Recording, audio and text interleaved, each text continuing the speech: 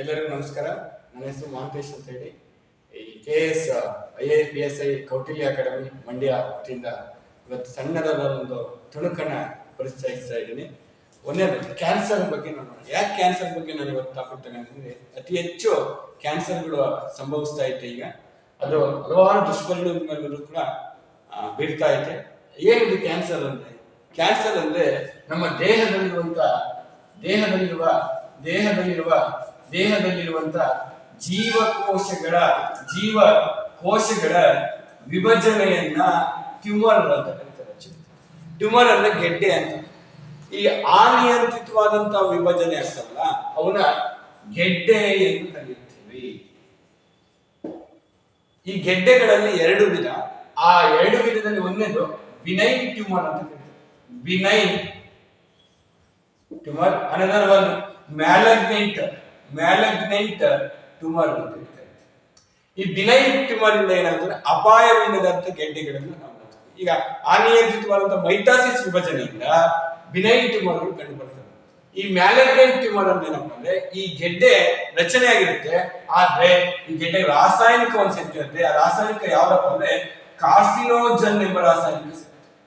Carcinogen ಎಂಬ ರಾಸಾಯನಿಕ ಸೇರಿದಾಗ ಏನಾಗುತ್ತೆ ಅಂದ್ರೆ ಈ ಕ್ಯಾನ್ಸರ್ನ ಜೀವಕೋಶಗಳು ಏನಪ್ಪ ಅಂದ್ರೆ ಕೆಟ್ಟು ಹೋದ ಜೀವಕೋಶಗಳು.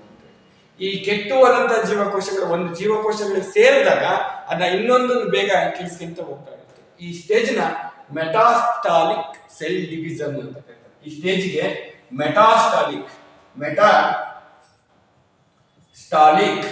ಸೆಲ್ ಡಿವಿಷನ್ ಅಂತ ಹೇಳಿ ಕರೀತೀವಿ. ಈ ರೀತಿ ಕ್ಯಾನ್ಸರ್ನ ಜೀವಕೋಶಗಳು ಕಾರ್ಸಿನೋಜನ್ ಎಂಬ ರಾಸಾಯನಿಕದಿಂದ ಮಾಡಲ್ಪಟ್ಟುತ್ತೆ. ಈ ಕ್ಯಾನ್ಸರ್ಗಳ ಬಗ್ಗೆ ಅಧ್ಯಯನ ಮಾಡಕ್ಕೆ ಹಲವಾರು ಎಕ್ಸಾಂಪಲ್ ಕೇಳಿದ್ದಾರೆ. PC ಕೇಳಿದ್ದಾರೆ, PSI ಕೇಳಿದ್ದಾರೆ, KS ಕೇಳಿದ್ದಾರೆ. ಏನಪ್ಪಾ ಅಂದ್ರೆ ಆಂಕಾಲಜಿ ಅಂತ ಕರೀತಾರೆ. ಆಂಕಾಲಜಿ ಅಂದ್ರೆ ಕ್ಯಾನ್ಸರ್ಗಳ ಬಗ್ಗೆ ಅಧ್ಯಯನ ಮಾಡಕ್ಕೆ ಆಂಕಾಲಜಿ. ಈ ಕ್ಯಾನ್ಸರ್ನ ಪತ್ತೆ ಹಚ್ಚಲು ಮಾಡುವಂತ ಪರೀಕ್ಷೆ ಯಾವುದು ಅಂತ ಕೇಳ್ತಾರೆ ಬಯಾಪ್ಸಿ ಅಂತ ಕರೀತಾರೆ. ಈ ಬಯಾಪ್ಸಿ ಅಂದ್ರೆ ಕ್ಯಾನ್ಸರ್ನ ಪತ್ತೆ ಹಚ್ಚಲು ಮಾಡುವಂತ ಪರೀಕ್ಷೆ, ಒನ್ ಆಫ್ ದಿ ಇಂಪಾರ್ಟೆಂಟ್.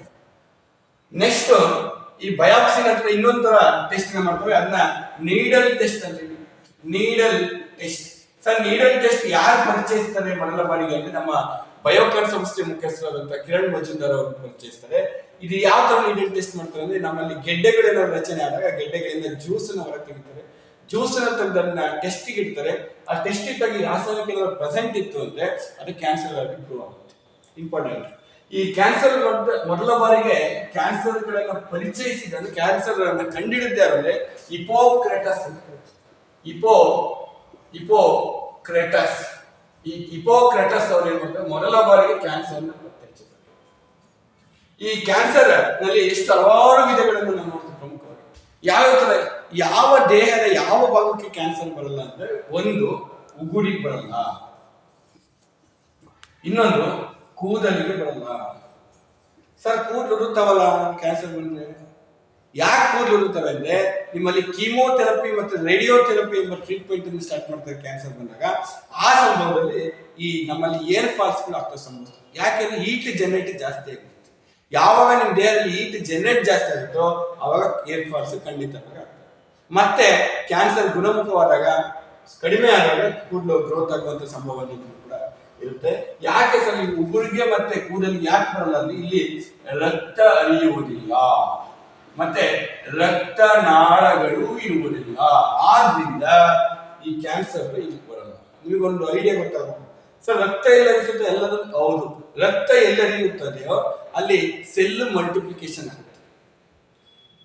ಯಾವ್ಯಾವ ತರ ಕ್ಯಾನ್ಸರ್ಗಳು ಮಾಡ್ತೀವಿ? Sex cancer, sex chromosome cancer ಬರುತ್ತೆ, ಮಸಲ್ಸ್ ಕ್ಯಾನ್ಸರ್ ಆಗಿರ್ಬೋದು, ಸ್ಕಿನ್ ಕ್ಯಾನ್ಸರ್ ಆಗಿರ್ಬೋದು, ಮೌತ್ ಕ್ಯಾನ್ಸರ್ ಆಗಿರ್ಬೋದು, ಶ್ವಾಸಕೋಶದ ಕ್ಯಾನ್ಸರ್ ಆಗಿರ್ಬೋದು, ಗಂಟಲು ಕ್ಯಾನ್ಸರ್ ಆಗಿರ್ಬೋದು, ಸ್ಟಮಕ್ ಕ್ಯಾನ್ಸರ್ ಆಗಿರ್ಬೋದು. ಇವೆಲ್ಲವೂ ಕೂಡ ಕ್ಯಾನ್ಸರ್ ಅಂತ ಕರೀತಾರೆ. ಅತಿ ವೇಗವಾಗಿ ಹರಡುವಂತ ಕ್ಯಾನ್ಸರ್ ಯಾವುದು ಅಂತ ಹೇಳ್ತಾರೆ ಈ ರಕ್ತದ ಕ್ಯಾನ್ಸರ್. ವೇಗವಾಗಿ ರಕ್ತದ ಕ್ಯಾನ್ಸರ್ನ ನಾವು ಸಂಭವ ಲುಕೇಮಿಯಾ ಅಂತ ಕರಿತೀವಿ. ಲುಕೇಮಿಯಾ ಅಂತ ಹೇಳಿ ಕರಿತೀವಿ. ಯಾಕಪ್ಪ ಲುಕೇಮಿಯಾ ಅಂತ ಕರಿತೀವಿ ಅಂದ್ರೆ ನಿಮ್ಮ ರಕ್ತದಲ್ಲಿರುವಂತಹ WBC ಜಾಸ್ತಿ ಆದಾಗ ಇಂಪಾರ್ಟೆಂಟ್.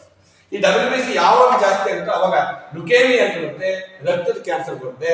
ರಕ್ತದ ಕ್ಯಾನ್ಸರ್ ಬೇಗ ಹರಡುತ್ತೆ. ಯಾಕೆಂದ್ರೆ ರಕ್ತ ದ್ರವರೂಪದಲ್ಲಿರುತ್ತೆ. ದ್ರವರೂಪದ ಸಂಯೋಜಿತವಾದಂತ ಅಂಗಾಂಶ ಯಾವ್ದಪ್ಪ ಅಂದ್ರೆ ರಕ್ತ ಅಂತೇಳಿ ನಾವು ನೋಡ್ತೀವಿ. ನೆಕ್ಸ್ಟ್ ಅತಿ ವೇಗವಾಗಿ ಹರಡುವ ಕ್ಯಾನ್ಸರ್ ಯಾವುದು ಅಂತ ಕೇಳಿದ್ರೆ ಲ್ಯುಕೇಮಿಯಾ ಆಗುತ್ತೆ. ನೆಕ್ಸ್ಟ್ ಅತಿ ನಿಧಾನಗತಿಯಾಗಿ ಹರಡುವ ಕ್ಯಾನ್ಸರ್ ಯಾವುದು ಅಂತ ಕೇಳಿದ್ರೆ ಮೂಳೆಯ ಕ್ಯಾನ್ಸರ್.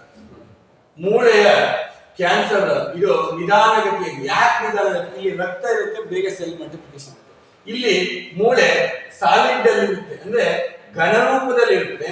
ಆದ್ರಿಂದ ಇದು ಏನಾಗುತ್ತೆ ಅಂದ್ರೆ ಮಲ್ಟಿಪ್ಲಿಕೇಶನ್ ಆಗಕ್ಕೆ ಸಮಯ ಇಂಪಾರ್ಟೆಂಟ್. ನಿಧಾನವಾಗಿ ವಾಸಿಯಾಗುವುದು ಇದಾಗಿರುತ್ತೆ, ಜೊತೆಗೆ ಅತಿ ವೇಗವಾಗಿ ವಾಸಿಯಾಗಿರುತ್ತೆ. ಯಾವಾಗ ಹೆಣ್ಮಕ್ಳಿಗೆ ಬರ್ತೀವಿ ಗರ್ಭಕೋಶದ ಕ್ಯಾನ್ಸರ್ ಅಂತ. ಈ ಗರ್ಭಕೋಶದ ಕ್ಯಾನ್ಸರ್ ಈ ಕ್ಯಾನ್ಸರ್ಗಳಲ್ಲಿ ಅತಿ ವೇಗವಾಗಿ ವಾಸಿಯಾಗುವ ಕ್ಯಾನ್ಸರ್ ಇದೆ. ಆಕ್ಚುಲಿ ಲಕ್ಷಕ್ಕೊಮ್ಮೆ ಕಾಣುತ್ತದೆ ಗರ್ಭಕೋಶದ ಕ್ಯಾನ್ಸರ್ ಅಂತೇಳಿ. ಈ ಇಂಥ ಕ್ಯಾನ್ಸರ್ಗಳು ಬಂದ್ರೆ ಏನಾಗುತ್ತೆ ಅಂದ್ರೆ ಈ ಬೇಗ ವಾಸಿಯಾಗುತ್ತೆ ಅಂತೇಳಿ ನಾವು ನೋಡ್ತೀವಿ. ಅನಂತರ ಎರಡು ಟ್ರೀಟ್ಮೆಂಟ್ಸ್ಗಳು ಇದರಲ್ಲಿ ಸೋ ಮೆನಿ. ಕ್ಯಾನ್ಸರ್ ಬಂತು ಅಂದ್ರೆ ಯಾವ ಟ್ರೀಟ್ಮೆಂಟ್ಗಳನ್ನು ನಾವು ನೋಡ್ತೀವಿ. ಯಾವ್ಯಾವ ಟ್ರೀಟ್ಮೆಂಟ್ ಅಂದ್ರೆ ಇಂಪಾರ್ಟೆಂಟ್ ಹೇಳ್ಬಿಟ್ಟು ನಾನು, ಈ ಕೀಮೋಥೆರಪಿ ಅಂತ ಬರುತ್ತೆ. ಕೀಮೋಥೆರಪಿ, ಈ ಕೀಮೋಥೆರಪಿ ಯಾವ ಮಾಡ್ತಾರೆ? ಸರ್ಜಿಕಲ್ ಥೆರಪಿ ಅಂತ ಬರುತ್ತೆ. ಆಪರೇಷನ್ ಮೂಲಕ ಅದನ್ನ ತೆಗ್ದಾಕ್ತಾರೆ, ಗೆಡ್ಡೆನ, ಕ್ಯಾನ್ಸರ್ ಗೆಡ್ಡೆನ. ಅದು ಆಗ್ಲಿಲ್ಲ, ಕೈ ಮೀರಿ ಬಿಡ್ತು ಕ್ಯಾನ್ಸರ್ ಅಂದ್ರೆ ಅವಾಗ ಕೀಮೋಥೆರಪಿ ಮಾಡ್ತಾರೆ. ಇಲ್ಲಿ ಕೆಮಿಕಲ್ಸ್ ಗಳನ್ನ ಬಳಸ್ತಾರೆ.